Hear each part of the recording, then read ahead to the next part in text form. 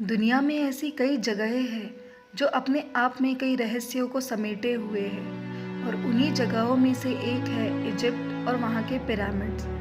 वैसे तो यहाँ के पिरामिड्स का इतिहास 4000 साल पुराना बताया जाता है, लेकिन आज भी ये पिरामिड्स अपने अंदर कई रहस्यों को दफन किए हुए हैं। ऐसा ही एक रहस्य इजिप्ट के पिरामिड्स के बीच फेरोज तूतनखामीन के मकबरे से जुड़ा हुआ है। फेरोज इजिप्ट के राजाओं के लिए कहा जाता है।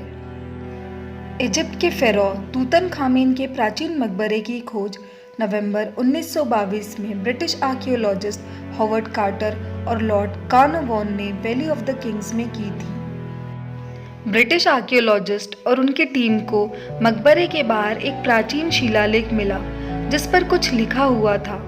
ऐसा माना जाता है कि फेरोज के मकबरे और उनके चारों ओर दीवारों पर श्राप लिखे हुए थे जो उन्हें पढ़ने वालों के लिए चेतावनी देते थे ताकि कोई अंदर एंटर ना करे।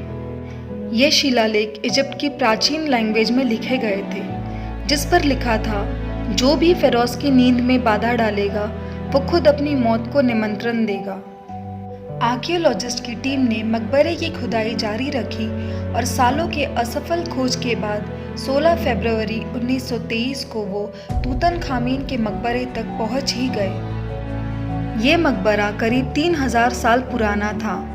मकबरे के अंदर तूतनखामीन के मम्मीफाइड शरीर के साथ साथ सोने के ताबूत, मूर्तियाँ, रथ, सोने के आभूषण, एक कमल का प्याला, खाना, कपड़े, वाइन, सैंडल्स के साथ साथ 5000 से अधिक आइटम्स पाए गए। लेकिन इन आइटम्स में सबसे खास था उसका डेथ मास्क।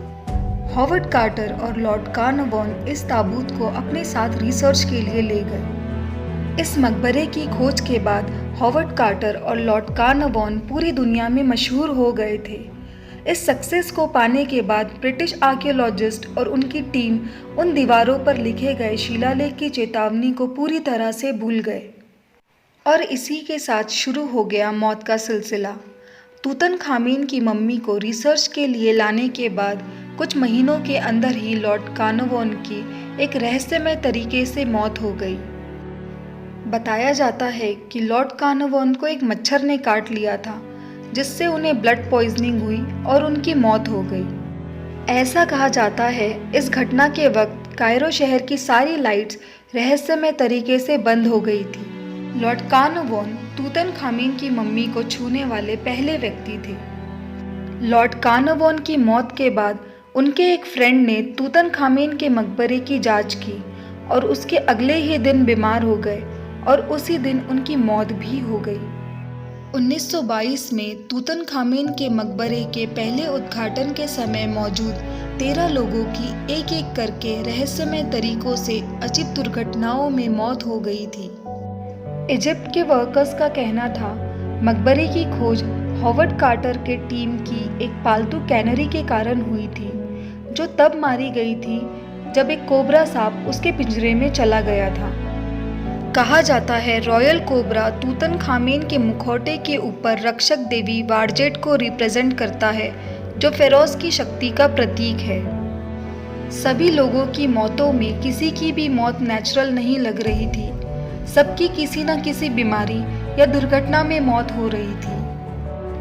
कहते हैं तूतनखामीन की रहस्यमय मम्मी को जिसने भी देखा वो या तो पागल हो रहा था या उसकी किसी न किसी वजह से मौत हो रही थी।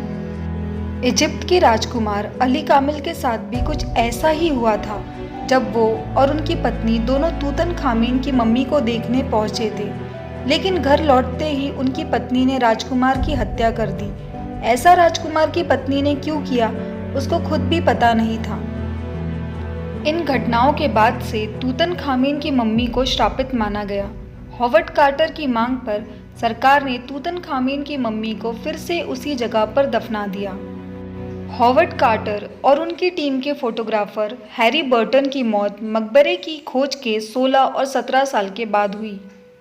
कुछ सालों बाद लॉर्ड कार्नवान की बेटी लेडी एवलिन के ऑर्डर पर फिर से तूतनखामीन की मम्मी को कब्र से बाहर निकाला गया और तूतनखामीन के मकबरे की खोज के 50 साल पूरे होने पर उसे लंदन के एक म्यूजियम में लाया गया। जब तूतन खामेन का डेथ मास्क हटाया जा रहा था, तब वहाँ खड़े म्यूजियम के डायरेक्टर की अचानक मौत हो गई। जिस प्लेन से मम्मी को लाया गया, उसके पायलट की भी अचानक रहस्यमय तरीके से मौत हो गई थी। एक दिन जब लॉर्ड कार्नवान की बेटी लेडी एवलिन भी तूतन खामेन की मम्मी को देखकर बाहर आई, तो अचानक उन्हें हार्ट अटैक आ गया और उनकी भी मौत हो गई। फेरो तूतनखामेन का श्राप आज भी एक रहस्य है जो खोजकर्ताओं को आकर्षित करता है। फेरोज का श्राप एक विश्वास माना जाता है कि जो कोई भी प्राचीन इजिप्ट के फेरोज की कब्र को तोड़ता है, वो एक श्राप के अंतर्गत आ जाता है। 18वीं सदी के राजवंश तूतनखामेन के मकबरे की खोज से जुड़ा श्राप वेस्टर्न कल्चर में सबसे प्रसिद्ध है, जो एक राज बना हुआ है।